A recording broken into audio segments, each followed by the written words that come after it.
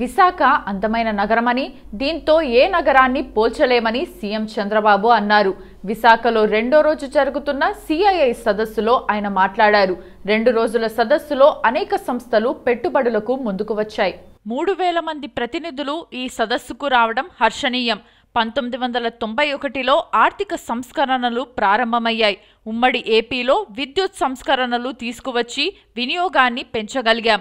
AI వినియోగం ద్వారా విద్యుత్ పంపిణీ నష్టాలు, సరఫరా వ్యయం తగ్గించాలి. సాంకేతికతతో కొత్త ఆవిష్కరణలకు కొదవలేదు. నైపుణ్యమున్న యువతకు ఎలాంటి కొరత లేదు. ఒక విజన్తో ముందుకెళ్లడం వల్ల సత్ఫలితాలు వస్తున్నాయి. ప్రపంచం మొత్తం భారత్ వైపే చూస్తోంది.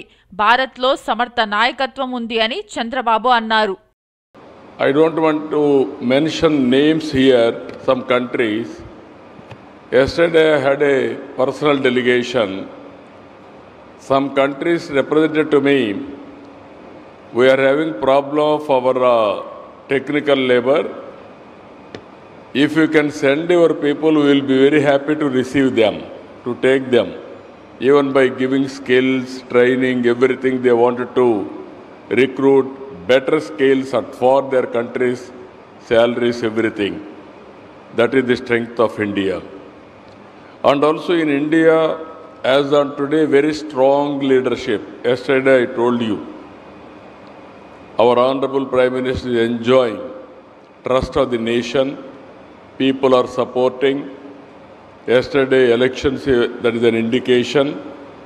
202 seats he has won. All elections is winning. In India, so many countries we are watching, there are problems of leadership. India is having stable leadership and very, very progressive leadership. That is the biggest asset for India. It is going to help us for sustainable economic development. This is where we are preparing Vision Vikasit Bharat 2047. As on today, we are in 4th place. Next year, we are going to reach 3rd place. By 2038, many participants are here. You can. Jubilee Hills నియోజకవర్గంలో జరిగిన ఉప ఎన్నికల్లో కాంగ్రెస్ అభ్యర్థి నవీన్ యాదవ్ గెలుపులో బ్రాహ్మణ సంఘాల కీలక పాత్ర ఉందని ఆల్ ఇండియా బ్రాహ్మణ ఫెడరేషన్ నాయకులు తెలిపారు.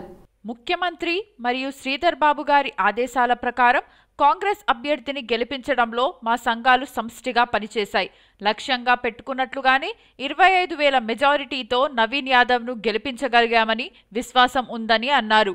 టీఆర్ఎస్ ప్రభుత్వం ప్రజలను భ్రమలో ఉంచి చట్టపరమైన వ్యవస్థలను బలహీనపరిచిందని ఆయన విమర్శించారు. తెలంగాణ రాష్ట్రాన్ని అందించింది కాంగ్రెస్ పార్టీనే అని, అన్ని వర్గాలకు సమాన న్యాయం జరిగేలా కాంగ్రెస్ అమలు చేస్తున్న పథకాలు ప్రజల హృదయాలను గెలుచుకుంటున్నాయని తెలిపారు. బ్రాహ్మణులు ఓట్లందరూ కూడా కాంగ్రెస్ పార్టీకి సపోర్ట్ చేయాలి, కాంగ్రెస్ పార్టీని గెలిపించడానికి దోహదపడాలని వారి యొక్క పిలుపు మేరకి అందరం కూడా పనిచేయడం జరిగింది. అనుకున్న విధంగానే మాకున్నటువంటి 7-8 వేల ఓట్లలో దాదాపుగా 5,000 పైన ఓట్లు పోలేని, అందులో 4,000 దాకా కూడా కాంగ్రెస్ పార్టీకే వేయడం జరిగింది. ఈ విజయం అనేది ఊహించిన విధంగానే ముఖ్యమంత్రి గారు చెప్పినట్టు, మా శ్రీధర్ బాబు గారు చెప్పినట్టు నవీన్ యాదవ్ గారు భారీ మెజార్టీతో దాదాపు 25,000 మెజార్టీతో గెలవడం జరిగింది. మేము ఆ రోజే చెప్పాం ఎన్నికల ముందే, ఇప్పుడు మళ్ళీ చెప్తున్నాం. రాబోయే రోజుల్లో పువ్వు చెవులకి కారు షెడ్లకి ప్రజల హృదయాలను అత్తుకునేది చెయ్య గుర్తు. భాగ్యనగరంలో ఖచ్చితంగా కాంగ్రెస్ జనకేతను ఎగరేస్తుంది. ఒక భ్రమలో ఒక పిచ్చుల జనాలను పెట్టి తెలంగాణ ఇచ్చిన వాళ్ళని వదిలేసి తెలంగాణ తెచ్చిన వాళ్ళం అని చెప్పి రాజ్యం వెళ్ళి అన్ని విభాగాల్ని, అన్ని మంత్రి పోర్ట్ఫోలియోలని, అన్ని చట్టబద్ధమైన విభాగాల్ని విధ్వంసం చేశారు గత 10 ఏళ్లలో. ఈ రోజున మరి మా ముఖ్యమంత్రి గారు కానీ వారి మంత్రివర్గ సహచరులు ముఖ్యంగా శ్రీధర్ బాబు గారితో కూర్చుని ప్రతి ఒక్క పోర్ట్ఫోలియోని అన్నిటినీ సరిదిద్దుతూ సమతుల్యంగా అన్ని వర్గాలకి న్యాయం జరిగే విధంగా అన్ని పథకాలని ఇచ్చిన మాటలను నిలబెట్టుకుంటూ ఒకటి నెరవేర్చుకుంటూ వస్తున్నారు. జాతీయ బీసీ సంక్షేమ సంఘం జాతీయ ఉపాధ్యక్షుడు BC JAC coordinator Gujja Satyam అధ్యక్షతన జరిగిన మీడియా సమావేశంలో ముఖ్య అతిథిగా విచ్చేసిన రాజ్యసభ సభ్యులు BC JAC chairman R Krishnaiah మాట్లాడారు.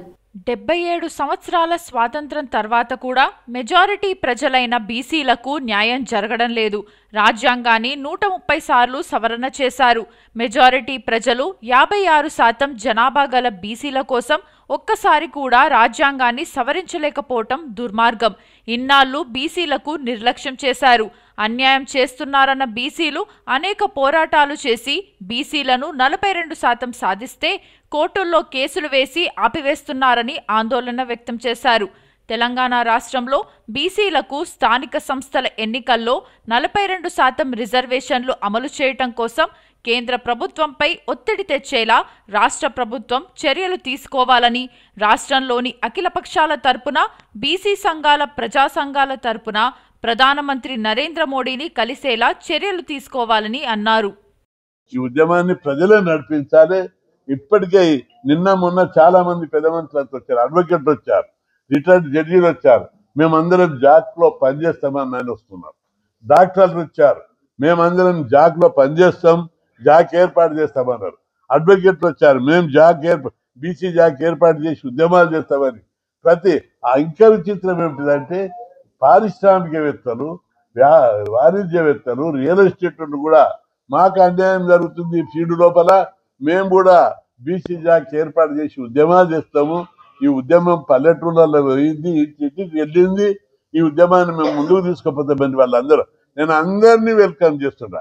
ఈ ఉద్యమం ఏ ఒక్కరిది కాదు, మేము కాలే బొమ్మనే, మీకు మార్గదర్శికి, మీకు మార్గదర్శకులం మాత్రమే అందరం జాకులున్న నాయకులం. కాబట్టి ఉద్యమాన్ని తీసుకుపోవాల్సిన బాధ్యత ప్రజలదే. కాబట్టి ప్రతి బీసీ ఈ ఉద్యమం నాది, ఈ ఉద్యమానికి నాకు శక్తివంతం లేకుండా పోరాడతాని ముందుకు తీసుకుపోవాలి. నియోజకవర్గ కేంద్రాల్లో రేపు అంతటా కూడా జాక్ దీక్షలు జరుపుతుంది. బీసీ సంఘాల దీక్ష ఏ పేరన్నా పెట్టుకోండి, పేరు మీద మాకు రిజర్వేషన్ ఏం లేదు. సంఘాల పేరు పెట్టుకోండి, ఎవరు కూర్చుంటే వాళ్ళది పేరు పెట్టుకోండి. అది ఒక భాగం. ఈ ఉద్యమాన్ని మరింత ముందు తీసుకుపోవడానికి అన్ని వర్గాలతో చర్చిస్తున్నాం, మరింత బలోపేతం చేయడానికి కృషి చేస్తాం. న్యాయస్థానాల్లో కేసుల పరిష్కారం ఆలస్యమవుతోంది. న్యాయస్థానాలు, న్యాయమూర్తులు సరిపడినంత మంది లేకపోవడంతో కేసులు అపరిష్కృతంగా ఉంటున్నాయి. ఇలా పెండింగ్లో ఉన్న కేసులు పరిష్కరించడం కోసం న్యాయ కోవిదులు ఉన్నత న్యాయస్థానం ప్రత్యామ్నాయ పరిష్కార మార్గంగా లోక్ అదాలత్లను ప్రవేశపెట్టింది. కేసుల పరిష్కారం నిమిత్తం మేడ్చల్ మల్కాజ్గిరి జిల్లా కోర్టులో ప్రత్యేక జాతీయ లోక్ అదాలత్ నిర్వహించారు. ఈ కార్యక్రమానికి ముఖ్య అతిథిగా హైకోర్టు న్యాయమూర్తి జస్టిస్ కె లక్ష్మణ్ హాజరు కాగా, జిల్లా కోర్టు ప్రధాన న్యాయమూర్తి ఎస్ఎన్ శ్రీదేవి, జిల్లా కలెక్టర్ మను చౌదరి పాల్గొన్నారు. కక్షిదారులకు జాప్యం లేకుండా కేసుల సత్వర పరిష్కారానికి న్యాయ సేవాధికార చట్టం రూపొందిందని తెలిపారు. కక్షిదారుల విలువైన సమయం వృధా కాకుండా ఈ లోక్ అదాలత్ ద్వారా శాశ్వత అంతిమ పరిష్కారం లభిస్తుందన్నారు. పేదలకు న్యాయ సాయం అందించే న్యాయ విజ్ఞాన సదస్సులు, కేసుల సత్వర పరిష్కారానికి లోక్ అదాలత్లను నిర్వహిస్తున్నారని, గ్రామీణ ప్రాంతాల్లో చట్టం, న్యాయంపై అవగాహన లేని వారికి సత్వర న్యాయం అందించడమే లక్ష్యంగా లోక్ అదాలత్లు కొనసాగుతున్నాయని చెప్పారు. న్యాయపరమైన సమస్యలను ఇరువురికి నచ్చజెప్పి వారి సమ్మతితో సమస్యకు శాశ్వత పరిష్కారం చూపించడమే ముఖ్య ఉద్దేశమని అన్నారు. ఇక్కడ మేడ్చల్ మల్కాజ్గిరి పోర్ట్ఫోలియో జడ్జి అయిన తర్వాత నిన్న మార్నింగ్ వచ్చారు. నేను మార్నింగ్ కొద్దిగా హడావిడి ఉంటుంది కాబట్టి మార్నింగ్ జనరల్గా కలవడానికి ఇష్టపడాను. అయితే ఆవిడ ఒక ఇంపార్టెంట్ విషయం మా పిఎస్కి చెప్పారు. ఏంటంటే 1977లో ఫైల్ అయినటువంటి పార్టీషన్ సూటు అది వాళ్ళు సెటిల్ అయింది, సుప్రీంకోర్టు రిమైండ్ చేసిన తర్వాత. కాబట్టి మీరు వచ్చి వాళ్ళకి అవార్డు ఇస్తే బాగుంటుందని చెప్పడం జరిగింది. సో నేను ఒక్క సెకండ్ కూడా ఆలోచించకుండా నేను తప్పకుండా వస్తానని చెప్పడం జరిగింది వారికి. సో ఆ రకంగా ఇక్కడ నేనున్నా. ఎందుకంటే నేను చెప్పేది, ఇంతకంటే జ్యుడిషియల్లో ఇంతకంటే పండుగ వాతావరణం ఇంకొకటి ఉండదు, ఇంతకంటే శుభ పరిణామము ఇంకొక అకేషన్ ఉండదు అనేది నా అభిప్రాయం. 1977లో ఫైల్ చేసినటువంటి పార్టీషన్ సూటు ఒక రౌండ్ సుప్రీంకోర్టు వరకు వెళ్ళి సుప్రీంకోర్టు వారు రిమాండ్ చేసిన తర్వాత మళ్ళీ లక్కీగా సుప్రీంకోర్టు వారు ట్రయల్ కోర్టుకు రిమాండ్ చేయకుండా ఫస్ట్ అప్పీలేట్ కోర్టుకి రిమాండ్ చేయడం. First prosecution and the defense lawyers, our district ranks third in the disposal of cases in the National Lok Adalats held so far in the entire state. We are ranking third. Sir, and this third rank is constantly maintained. We will try to improve it, sir. Sir, we have a total of 48 trained mediators in our district, of whom 30 of them are at the headquarters in Kushaiguda. And during the special drive, విద్యార్థులు యువతను దృష్టిలో ఉంచుకొని సరికొత్త డిజైన్లలో ఉత్పత్తులు ఉంటాయని లావిక్స్ founder Siddharth అన్నారు. కొండాపూర్లోని Utsav banquet హాల్లో లావిక్స్ ఆన్లైన్ షాపింగ్ వెబ్సైట్ను లాంఛనంగా ప్రారంభించారు. లావిక్స్ వెబ్సైట్ అందరికీ అందుబాటులో సరికొత్త డిజైన్లలో టీషర్ట్స్ లభిస్తాయని అన్నారు. ప్రతి సంవత్సరం కొత్త ప్రీమియం బ్రాండ్లను మార్కెట్లోకి ప్రవేశపెడతామని తెలిపారు. ఏదైనా కొత్తగా ఉండాలనే ఆలోచనతో సుదీర్ఘంగా ఆలోచించి ఈ రంగాన్ని ఎంచుకోవడం జరిగిందని, దీనికి కుటుంబ సభ్యులు, స్నేహితులు తమ తోడ్పాటును అందించారని, వారి సపోర్ట్ మరువలేనిదని పేర్కొన్నారు. College students, below 18 to 15 years ఉన్న వాళ్ళందరినీ టార్గెట్ చేయబడింది.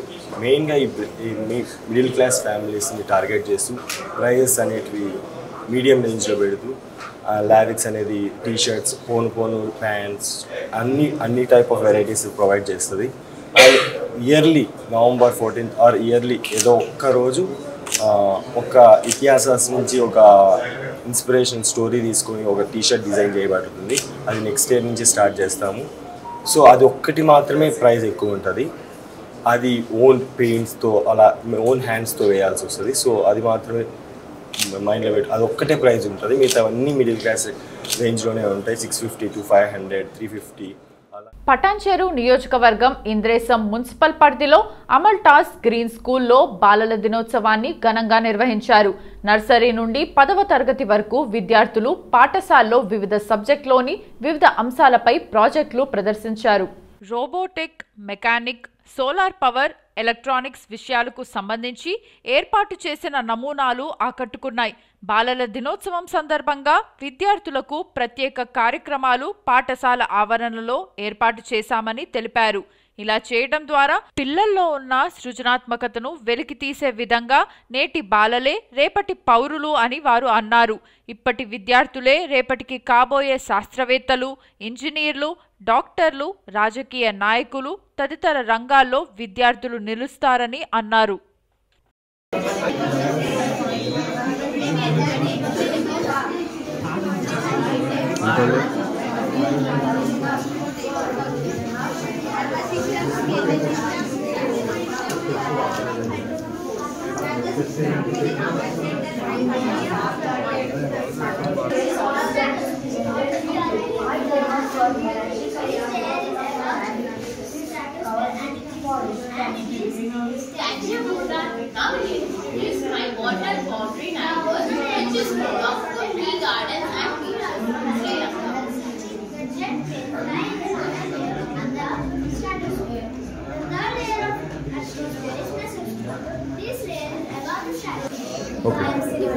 And myself is Vijayalakshmi, and every year we celebrate this day as a mark as Children's Day, but AGS celebrate as a mark of the children's progress, their creativity and their confidence skills, and improve their social skills and how they can face the gathering, everything. So this is one of the platform we create for them, and maximum the students who are their total strength will be participated in this. And we are divided into different departments like a social department, science department, Telugu department, even dance. We focus on even activities also, dance, sports, music, and also GK, computer, and even we go with the pre-primary level. You have witnessed it, I think so. So even we have this year, every year we conduct the Wonder Kids, which they will learn about the social and what is going on in the India, and about the culture of our హైదరాబాద్లోని Nizampet municipal కమిషనర్పై స్థానిక ప్రజలు గుర్రుగా ఉన్నారు. స్థానిక సమస్యలు పట్టించుకోవడం లేదని నిరసన వ్యక్తం చేస్తున్నారు. తాజాగా నిజాంపేట్ పరిధి ప్రగతి నగర్లో ప్రజలు ఆందోళనకు దిగారు. కాలనీ ప్రధాన రహదారిపై ఉన్న 3 మంకీస్ చౌరస్తాలో శనివారం ధర్నా చేపట్టారు. ఈ సందర్భంగా Nizampet corporation joint action committee ప్రతినిధులు మాట్లాడారు. నిజాంపేట్ మున్సిపల్ ప్రస్తుత గ్రేడ్ 3 స్థాయి కమిషనర్పై తీవ్ర విమర్శలు గుప్పించారు. కాలనీల్లో మౌలిక వసతుల కల్పనలో ప్రస్తుత కమిషనర్ సాబిర్ అలీ పూర్తిగా విఫలమయ్యారన్నారు. అవినీతి అక్రమాలతో మున్సిపాలిటీని సర్వనాశనం చేస్తున్నారని ఆరోపించారు. పనులు, వసతుల కల్పనలో బంధుప్రీతి చూపుతున్నారని వాపోయారు. పారిశుద్ధ్యం, dumping yard, civil work, town ప్లానింగ్లో ఆర్థిక నిధుల దుర్వినియోగానికి పాల్పడుతున్నారని ఆరోపించారు. ప్రజల ఫిర్యాదులపై ఉదాసీనంగా వ్యవహరిస్తున్నారని నిరసన వ్యక్తం చేశారు. పార్కులు, రోడ్ల ఆక్రమణలపై నియంత్రణలో విఫలమయ్యారని ఎద్దేవా చేశారు.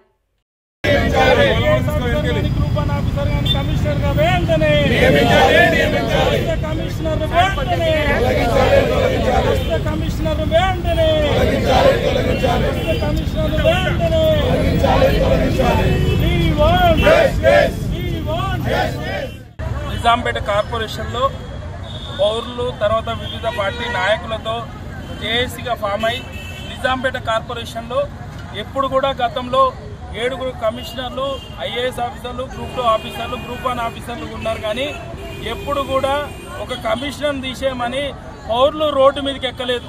ఈరోజు మా దౌర్భాగ్యం ఏందో, గత ప్రభుత్వంలో రామకృష్ణ అని వెటరన్ డాక్టర్ని తీసుకొచ్చిళ్ళు.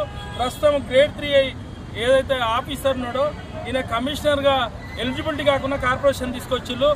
ఈయన వచ్చి దాదాపు 1 ఇయర్ నుండి ఈరోజు కార్పొరేషన్లో ప్రజల మౌలిక వసతులు పట్టించుకోడు, అక్రమ నిర్మాణాలు పట్టించుకోడు, ప్రజాధనం దుర్వినియోగం పట్టించుకోడు, సివిల్ వర్క్ల విషయంలో పట్టించుకోడు, ఆర్థిక నిధులు దుర్వినియోగంలో పట్టించుకోడు.